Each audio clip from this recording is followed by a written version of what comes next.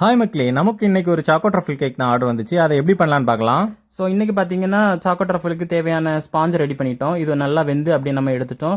அப்புறம் வந்து தேவையான சாக்லேட் கனாஷை நம்ம வந்து மெல்ட் பண்ணி அப்படியே செட் பண்ண வச்சுட்டோம்.